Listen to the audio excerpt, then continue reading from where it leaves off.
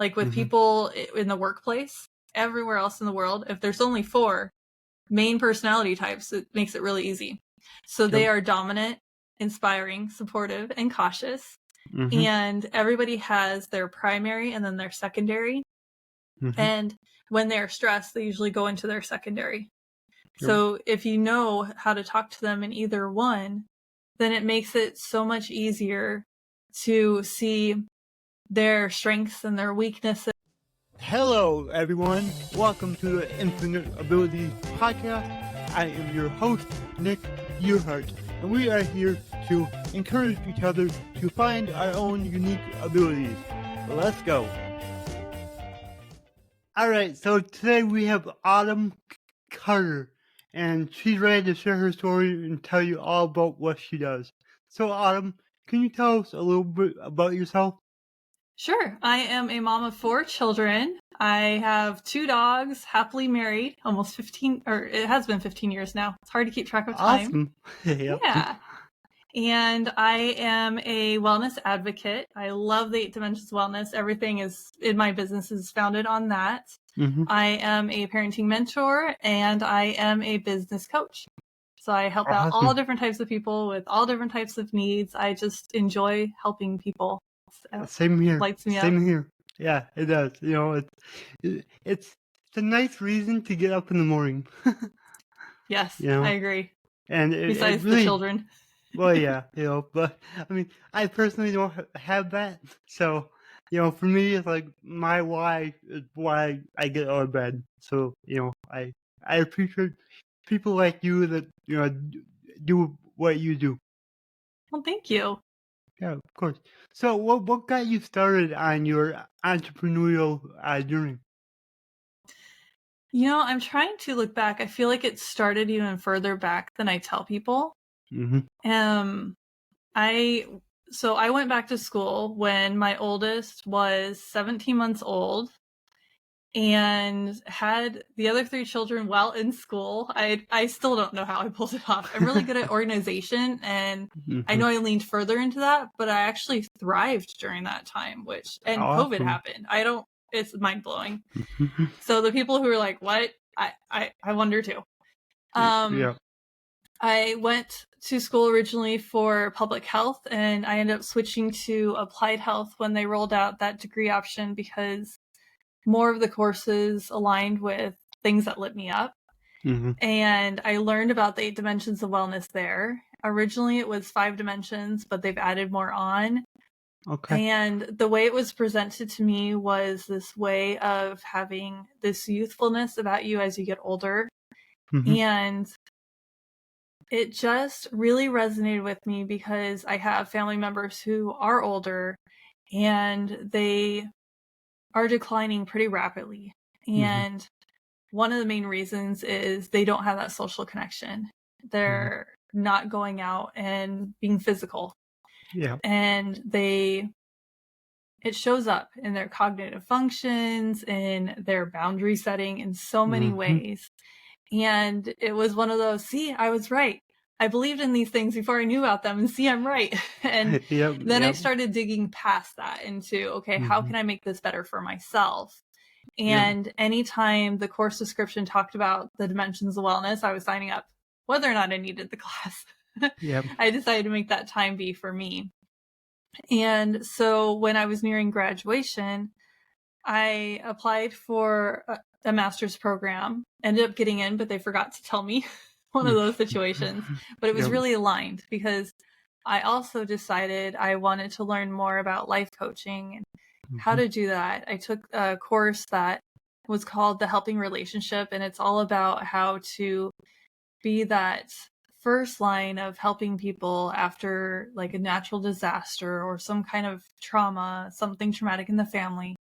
And so as a public health worker, and that class, I worked so hard and I was earning C's on some of the assignments. I eventually did earn an A, but I worked hard for that class. And I realized my main problem was I wanted to fix it for them instead of helping them to fix it for themselves. So I was talking to this classmate friend and telling her that I wanted to take that class 3 more times to really gain the tools.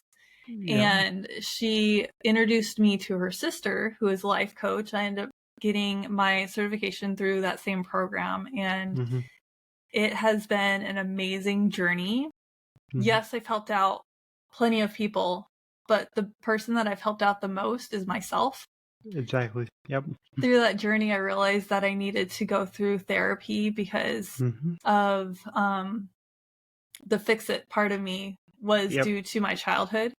Yep. I'm So currently in therapy. So, yep. it's I get it. amazing. It is. I know. It's like I should have done this a long time ago.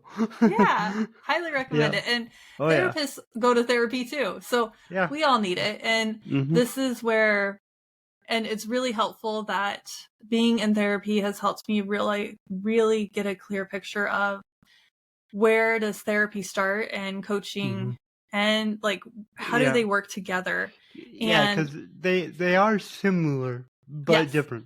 yes. So, yeah. Yep. Where coaching is very much about your future and helping you have a lot more space to discover things for yourself.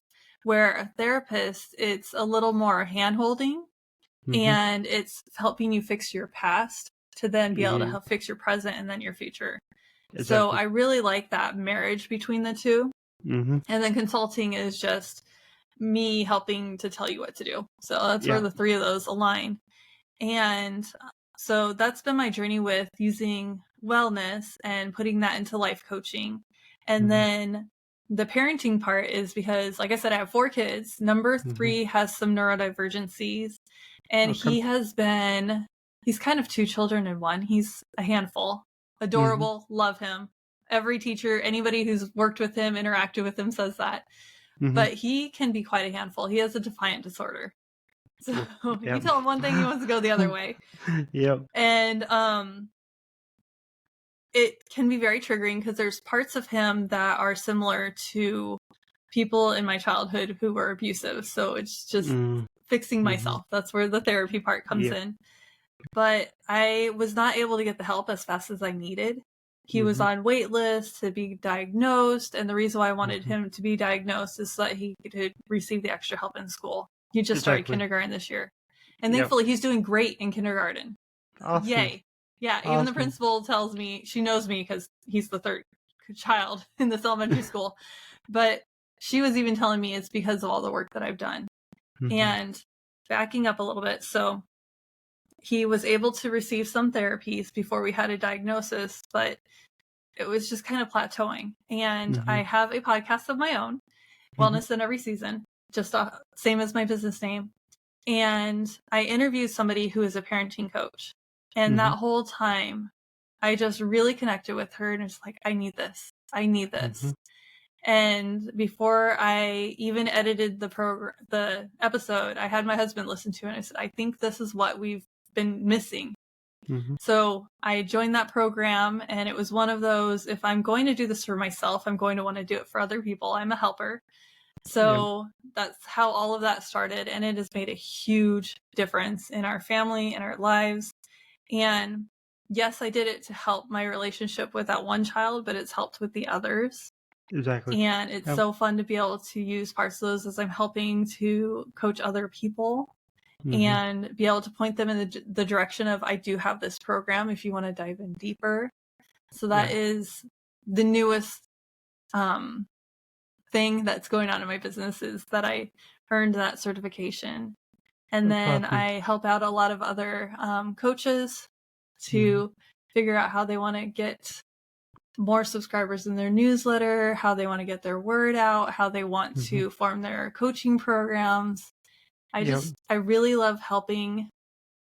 And I find that amazingly, it's not something that I planned for, but me helping out other people has benefited me because it's helped heal me. It's amazing how you go out trying to be selfless and you still get something kind of selfish out of it. So Exactly. Yeah. yeah. It's so true. And I experience the same thing. It's like the more people that I help, it's like the more, number one, I heal from, my life. And the more, I guess, the more confident you are in yourself. I know that confidence goes a long way. You can look above me, and my quote says that success is not the key to confidence. Confidence is the key to success. So the more comfortable we are with ourselves, the more confident we become, and then therefore the more people we can actually help. So yeah, I know exactly what you're saying, and you know, for you as someone who has a child with special abilities, that's what I like to say. I like to share some guidance for other parents on the show. So one question that I have for you is when you knew that your child was different. Let's just say that. What steps did you immediately take to try to get the help that you knew that you needed? Well, before I answer that, let me back up. This is actually a conversation I had Okay. this morning, and we'll lead there. So I was able to realize that he needed the help and to take off the denial glasses, so to speak, because my kids are close in age. So there's a 3-year gap between the first two. And then after that, it's 19 months and then 22 months. So, and he's number 3. So he's, right in between he's the sandwich kid. Yeah. It was really beneficial. There can be pros and cons with comparing children, correct? Yep. So with him, I was able to compare between his sister and his brother. Okay, there is something going on here. It's not just in my head. And then going and talking to other teachers, because he started preschool. I knew with him being a COVID baby that I would want to have him in preschool the year before he started kindergarten. So she was seeing things. So it was really helpful to have that comparison and then ask other people, other parents, other teachers. The year before he even started pre-K, they have a little Parks and Rec class where they go for like half an hour. And I would just sit in the waiting area with the other parents, be able to chit chat. And they had some toys. So my youngest was able to play with some toys in there. It was just really beneficial to have him around other people and then have other adults see what was going on as well. So that was beneficial. I really recommend that. And then I went through his pediatrician, and I went through here in Maryland. It's called Child Find. It depends on where you're at, but it is where you can have them assessed for free. Oh, really? And it's through the school district. So the government is paying for it because he had enough things going on when he was younger that we weren't even sure, like, is he autistic? Because when he's triggered, he has a hard time looking at you in the eyes. Yeah. So what I learned before all of this, just from trial and error, is look at me, find my eyes. So, and you know what? That works for any age. And even non-neurodiverse children, just, okay, look at me in the eyes. Now let's have a conversation. Even adults, but that'd be adults. Weird. Yeah, right. Yeah, even adults. But that was really helpful to start to get, am I alone in this? Are other people seeing these things? So I really recommend that. And then I recommend talking to your pediatrician because they know the best resources. They can help you out. And it was amazing to learn that there are certain therapies that you could do for your child. I don't know if it's in every state, but at least it's in Maryland, where you can have them start to receive therapy before they have diagnosis, and insurance will cover it. Okay. That was mind-blowing to me because growing up, it was not that way. Well, and it's so important to get them help, like different therapies and stuff like that, as soon as you can. So I just did an episode with a mom, and her child was diagnosed late because the doctor just kept saying that we can't find anything. They don't need testing, all of that. And if they would have been able to diagnose the child sooner, they could have done more to help. Because at the early stages of development, that's where, number one, your child learns a lot, and number two, you can really alter things, when they're young, just to help them develop. So yeah, it's very important to get the diagnosis right away. But also with that, like a diagnosis, it is a label. Just don't make it who your child is. You know what I Yes. mean? Like that's what's really important. It's like, yes, I do have cerebral palsy, but cerebral palsy is not me. It's just a small part of who I am. So it's just important to instill that in your children when they're young, so then they don't carry that with them. Because when you do, and I kind of do it too. When you do that, you kind of feel like you're an outsider, like you don't fit into the groups, and that's what gets really hard as a child, is when you don't feel like you fit in. So just making sure your child knows that they're much more than what if they have a disability or whatever. They're a lot more than that. So I think that's really important. Well, what did you call it earlier? You called it, it's not like, what's a different way of calling it Yep. besides So disability? I say different abilities, and then instead of special needs, I say special abilities. So that's what I like to say, because like we all have our own special abilities. We're all different. We all can do things that other people can't. So that's kind of how I look at it. For me, I use my phone with my nose, and for anybody out there that's either tried it, if you haven't, you should. Everybody says it's extremely difficult, and I can do it like it's nothing. So it's just little things like that I adapt. I adapt to my disability because my hands don't work, let's say, like they should. So I just have to adapt, and that's okay. And let me tell you, I'm really good at problem solving. So therefore, as a coach, that really helps. So yeah. Well, I love what you're talking about. And when you were talking about using your nose, I teased my husband the first time I saw him do it. He was washing his hands, so his hands Yep. were all soapy, and he has a smartwatch, and he's doing that to turn off I do the same thing. Yep. And I was like, do wait, did I just see that right? He's like, you sure did? Okay. Yep. And I love that. And I love that you're talking about special abilities, because so it's almost Halloween. I don't know when this will go live, but I'm wearing an orange shirt and he is wearing, it looks like green on my side, like blue-green. Yeah. And that goes with our personalities, right? I really love thinking of the analogy of a box of crayons. And I don't know if you had to read The Giver growing up like I did, but I don't think that's so. where everything was black and white, and the giver was the one who had all the colors. Okay. And it can be like that personality-wise, or the Stepford Wives, or any other movie. I'm totally aging myself. And the thing is, if we were all the exact same color, or the world was all the exact same color, how boring would that be? My favorite color is blue. Doesn't mean I want to see blue everywhere. Yep, And we don't want that personality-wise, and it can feel like that.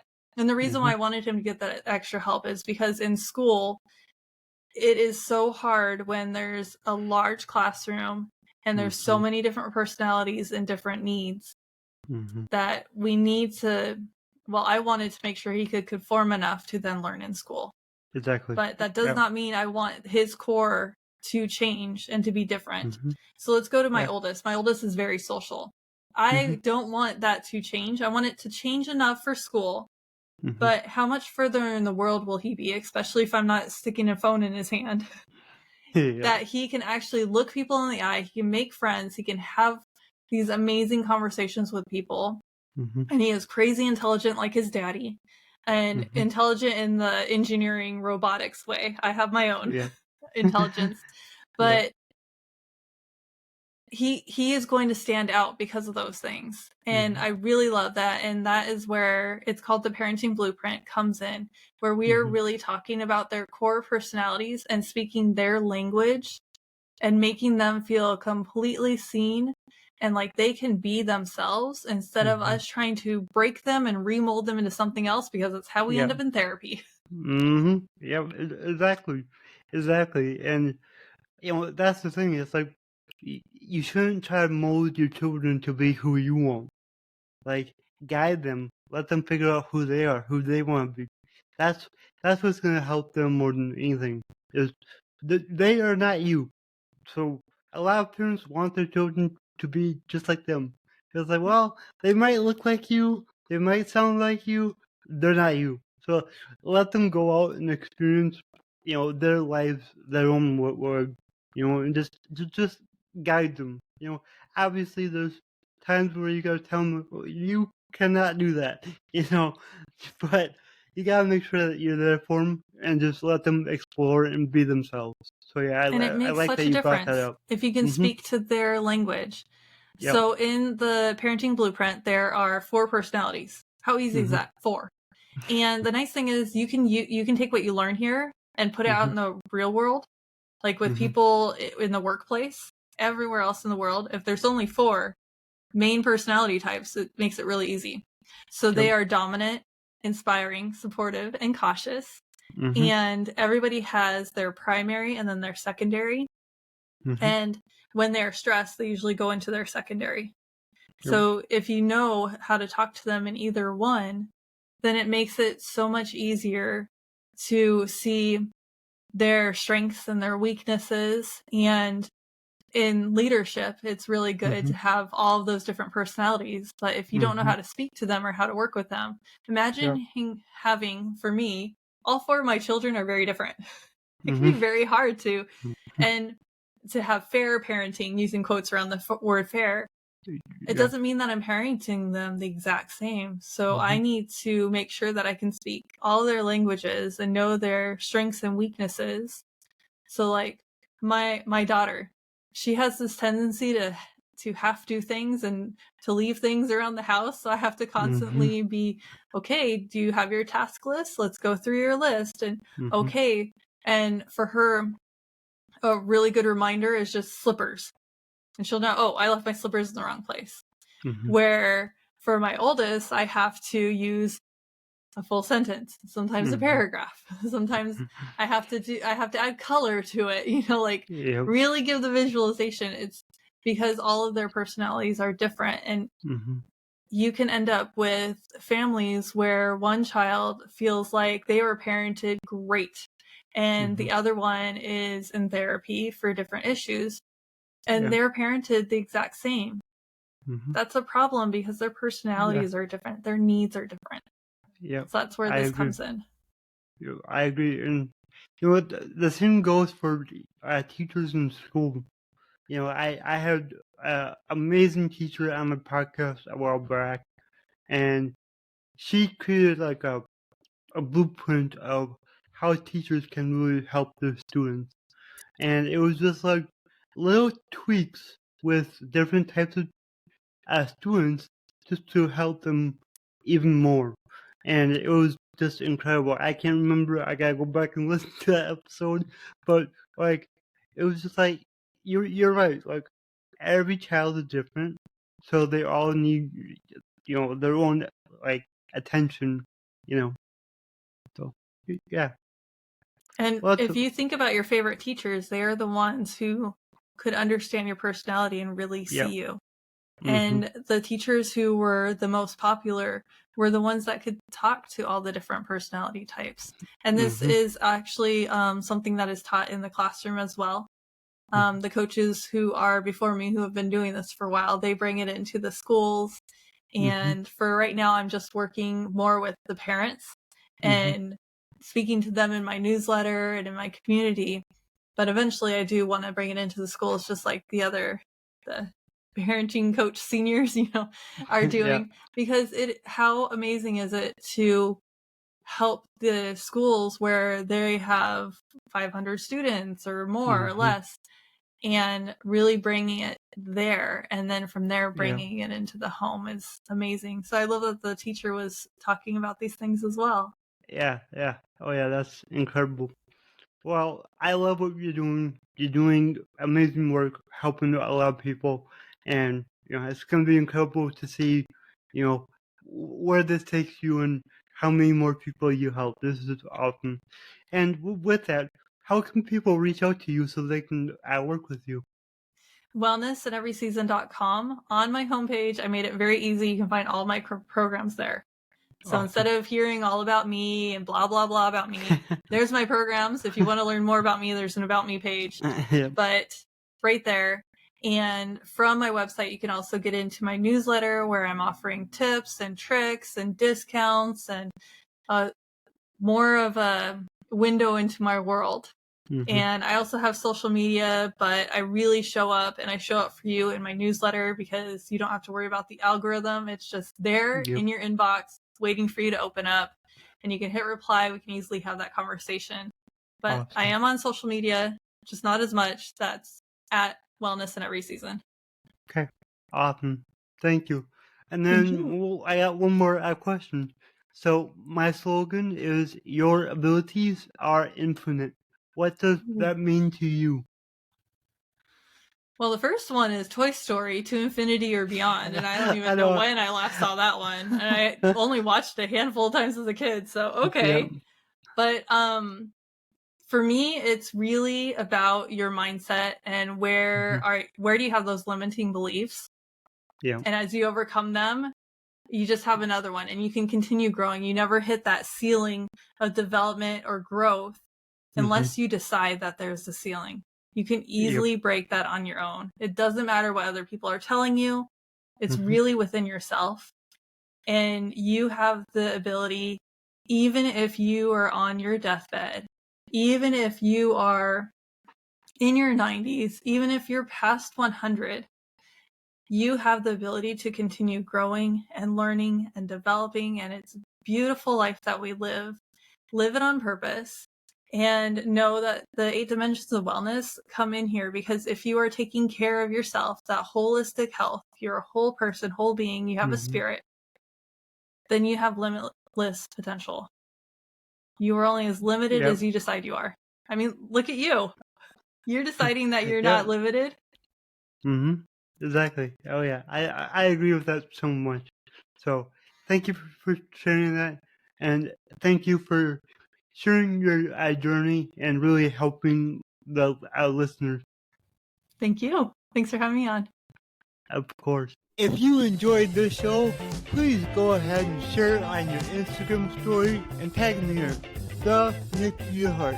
Also, go ahead and share it anywhere else that you see fit, because the only way that I can grow this is by you guys sharing it. I don't sell anything on here. I don't have any sponsors, so let's just get it out there by word of mouth and help more people. Alright, everyone, remember, your abilities are infinite.